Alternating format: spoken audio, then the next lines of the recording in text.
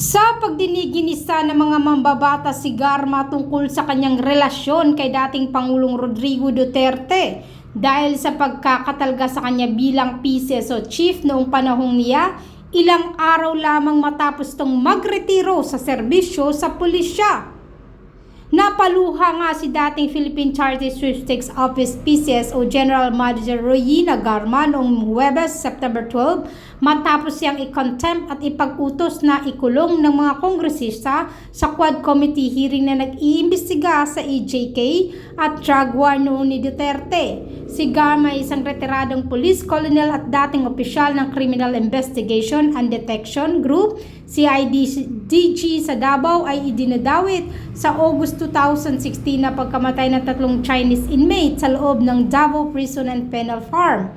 Ang dating warden ng pasilidad na si Superintendent Gerardo Padilla, nauna nang nag-utos sa kanya si Garma na huwag makialam sa pagpatay sa mga convicts. Ang mga tugon ni Garma na siguro hindi ko alam marahil ay umani ng galit kay Representative Joseph Stephen Paduano na kumilos upang bagitin siya bilang pagsuway sa sinasabing pagsisinungaling at pagtanggi na sagutin ng mga tanong. Ang pinagsamang committee ay nagpatuloy sa pag-utos sa kanyang pagkulong sa kapulungan ng mga kinatawan hanggang sa pagtatapos ng investigasyong nito. Narito panoorin natin ang kabuang video. Paduano, please proceed. Thank you, Mr. Chairman. Anyway, Mr. Van, hearing the answers of Colonel Garma, Ms. Garma kanina, with regards to question of deployment, na napaka-juicy yung mga posisyon from DI, tsaka puro lahat Davao, ang assignment except sa Cebu, tapos nag-schooling, tapos early retirement.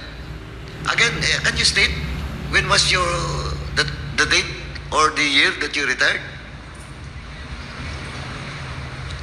That's June of 2019, Your Honor. June of 2019. When did you assume as PCSO chairman? July 15 of 2019, Oh, Your Honor. 1 month lang. Di ba? Tama? 1 month? 15 days, I think, Your Honor. Oh, 15 days pa. Sobra. Now, during the interpellation, Mr. Chairman, ng mga members kanina, Ma'am Garma, Ms. Garma, keep on denying that he is close to the former president. Di ba? Kasi sabi mo lang lagi, maybe. Binigyan ka ng posisyon. Tingnan mo. You check the record. 10 years pa yung supposedly before you retire, 10 years ka pa, but you hope to early retirement. Tapos, wala pang 1 month, sabi mo nga, 15 days, bigla ka nag-PCSO. Tapos, itong tinanong ka kanya, sabi mo, are you close to the president, former president? Ang sagot mo, because of those promotions, sabi mo, is maybe, that maybe. Now, I will ask you, are you special and close to the president? Former president? Yes or no na po? Walang personal. Yes or no na po? Kasi lahat-lahat eh. Ewan ko, special ako. Oh, why can't you answer? Simple lang tanong ko. Are you close to the former president? Because that's why you've been given a juicy position where in fact, 1 month, wala pa nga, 15 days ka lang nag-retire, PCSO, chairman ka na kagad. Sige nga, yes or no, why can't you answer? Oh, Mr. Chairman, since Because, Mr. Chair, Oh, why? What? I do not... I do not na naman. No, Mr. Chair. Oh, sige nga. Because you said, am I close or special to the President? Yeah, you're close to the president. Or special. Kasi, tanungin mo yung lahat mga classmates mo. Ako, mama, mga classmates mo, ikaw tumulong for their promotion during the time of President Duterte. That's why I'm asking the DIDM to submit to this committee all the years of promotion of all your classmates. Now, ang question ko ngayon, diretso na. I hope you will answer truthfully. Are you close to the President? Mr. Chair, I'm not close. I was fired. Okay. Okay. Nag-floating pa nga So, po ako during his Huwag time. mo, anong ma-floating during his time? Yes, Mr. Chair, 15 6 months. days lang na nag-retire ka, nag-PCSO chairman ka, for all those qualified, sandali, for all those qualified applicants. Okay. Ang dami po na qualified. Why you? Why you? And though the fact is, Mayor Osmeña is keep on insisting, kaya nag-OIC ka lang kasi he never choose you in the list. Tama? O na ang question ko ulit. Last na lang to, ma'am. Are you close and special to the President? For me, Mr. Chair, I don't feel close and special. Okay, now, Mr. you're lying. Chair, because You're lying, can ma'am. I explain, Mr. Chair? Of course, explain. You know, there was once in my career na siyang mayor, nag-floating po ako 6 months, I don't have any position. Ma'am, when was that? That was in 11.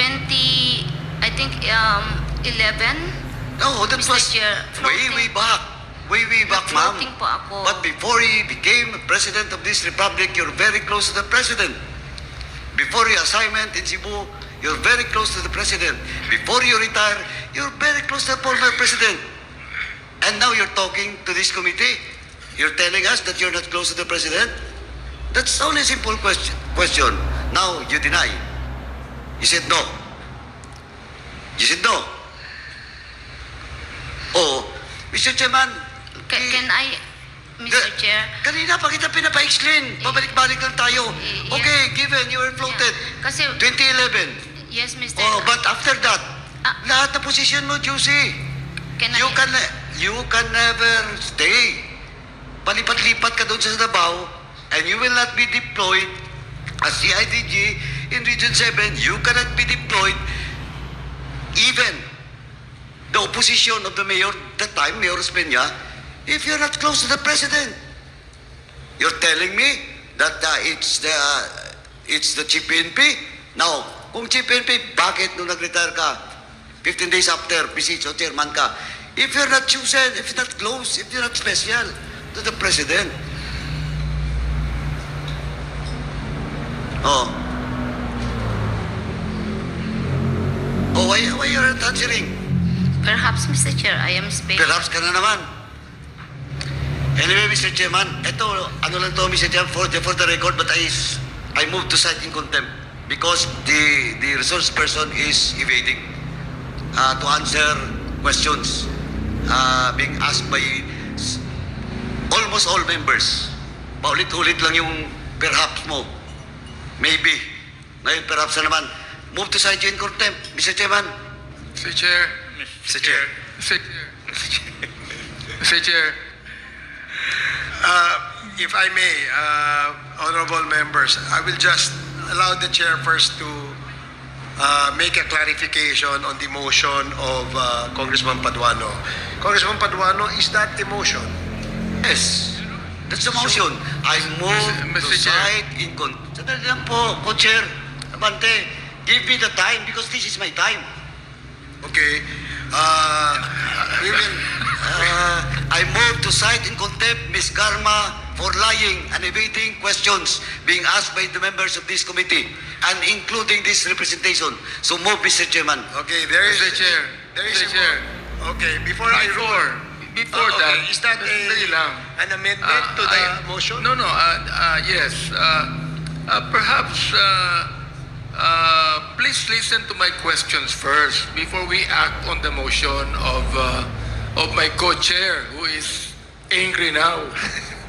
Okay. So will Congressman Abante propound questions to Colonel Garma? Mr. Mr. Chairman, thank we you. have, I Mr. think Chairman. we have a pending motion, Mr. No, Chairman. I am just We just have to, clarifying. 1 minute to follow the suspension. rules first.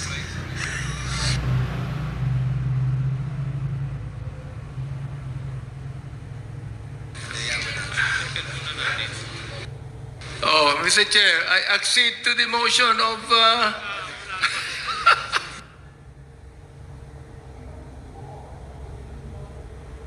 Mr. Chairman, just to clarify, the violation of Ms. Garma is refusal to answer Very good. Hearing is suspended. Suspended tayo mga kasama. Please, respect the decision of the chairman, please.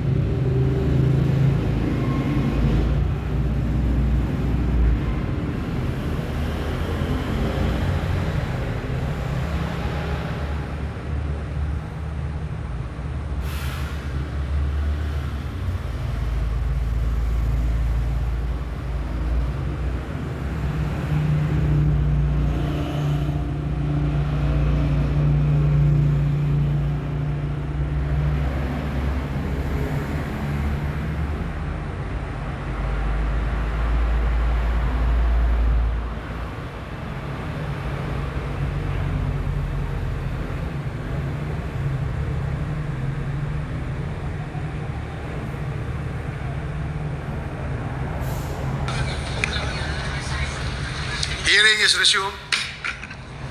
Thank you. Can I be allowed to speak, Mr. Chairman, to reiterate my motion?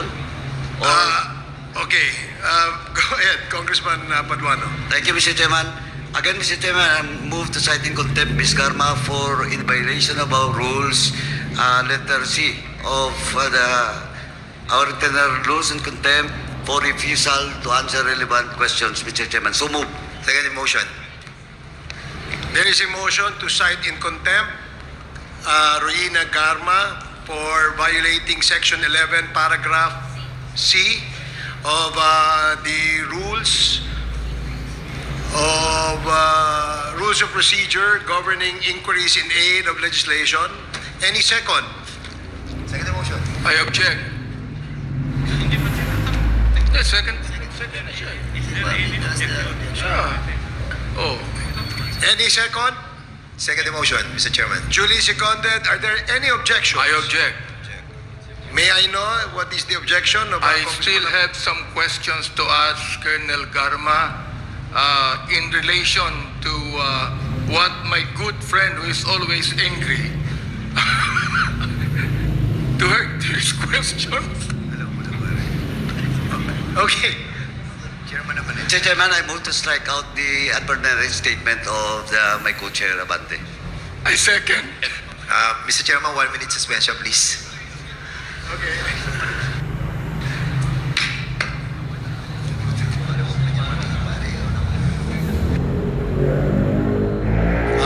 Now we resume our hearing.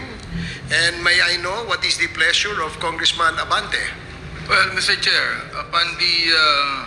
upon our discussion, I will withdraw my objection to the motion, Mr. Chair. But I would like to ask questions.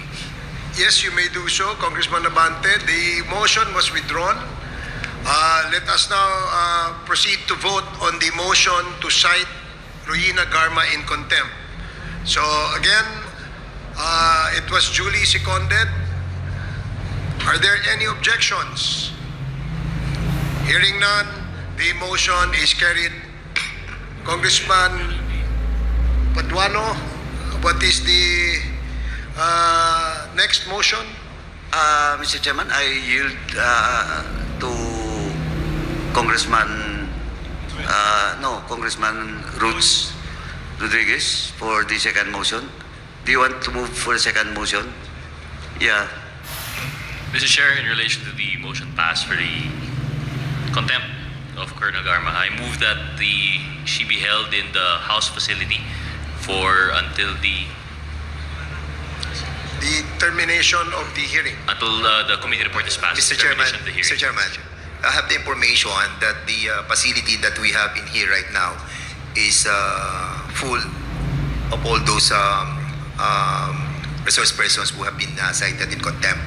Thereby, we cannot accommodate anymore the presence of the resource person in the personality of GM Garma. Thereby, we amend our motion to put the resource person in the police facility in Mandaluyong, in the correctional facility, Mr. Chairman. So instead of detaining Ruina Garma, GM Garma in the facilities of the House of Representatives, we will then detain her to Women's Correctional in the city of Mandaluyong. Mr. Chair, I submit to the Your Honor, please, maybe... Mr. Lawyer, No, I'm sorry. you're not allowed Yes, you are not under our allowed. rules. So You talk to your client. she will be detained at the Mandaluyong Women's Correctional Center, correct? Yes, Mr. Chair, I'll be amending my motion. Given the Please. wisdom of the Chair Dan Fernandez, I therefore move that we, in line with the contempt order he just issued, I move that we detain Colonel Garma in the Mandaluyong Women's Correctional Facility, and the period will be until the termination of this hearing. Again, There is a motion, so stated, duly seconded. Are there any objections? Mr. Chair, Is that an objection, Colonel Busita? yes, Mr. Chair.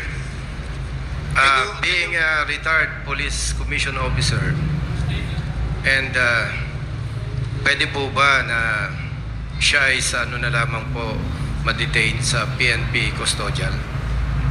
Mr. Chair. 1 minute suspension.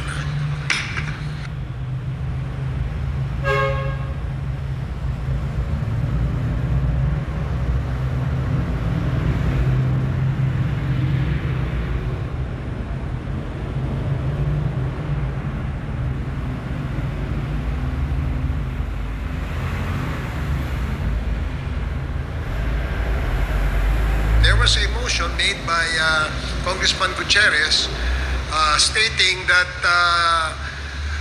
she will be detained at the Women's Correctional Center in Mandaluyong. And we'd like to... Mr. Chair. To, is that in Yes. relation to the motion? Yes, because we have an information that we can now accommodate our resource person here in the premises of the of this House of Representatives. So thereby, we'll be requesting Congressman Gutierrez to amend his motion. Yes, Mr. Chair, I'd like to move to amend my motion again, given the development that the LSP has imparted to us that the House facility can actually entertain another detainee. I therefore amend my motion, Mr. Chair. And I'd like to move instead that in relation to the contempt order of Colonel Garma, that she be detained in the House detention facility, and the term to be determined is that until the termination of the hearings at the Quadcom. Okay, there is a motion. Second motion. The first motion is to detain her in the premises of the House of Representatives. And another motion is for how many days, Congressman Gutierrez? Mr. Chair, until the termination of the hearings at the Quadcom. So she will be detained until the termination of the Quadcom in all its hearings. Okay. Mr. Chair, Congressman Akop. supposing the hearing is not still terminated and she will tell the truth, what is the...